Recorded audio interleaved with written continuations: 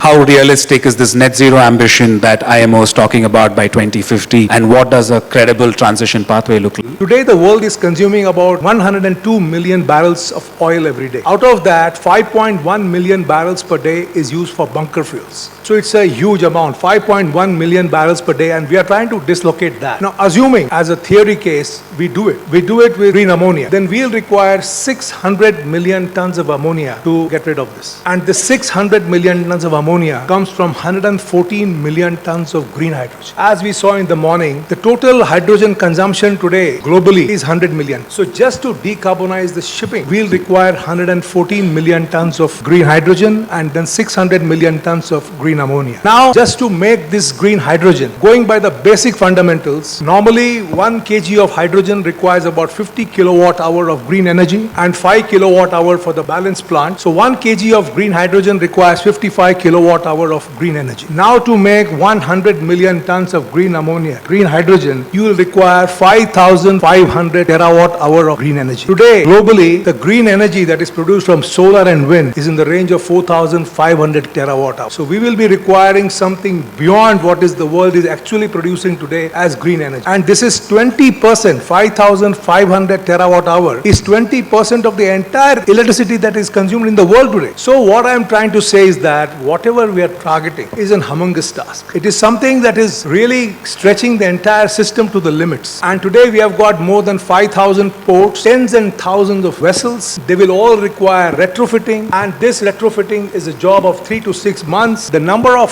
dry docks where the retrofitting does is not far, is not many. Some are there in China, some are there in Korea, there is one in Netherlands also. So I think that entire thing has to be thought over before we actually draw a path for net zero in the shipping sector. And the current IMO regulation only talks of the reduction in the greenhouse gas emission. They are saying 20% by 2030, 70% by 2040, and 100% by 2050. So actually this is very, very sketchy, superficial numbers we're talking of. Once we get down in the details, as we do, as they all say in Toyota especially, that the devil is in the details. So once we go into the details, we realize what a difficult task it is. So I'm not trying to discourage anybody, I'm not trying to be anti-green, but I'm only trying to tell that whatever we are targeting is something that has to be done in a very calibrated manner, and it just can't be done by headlines.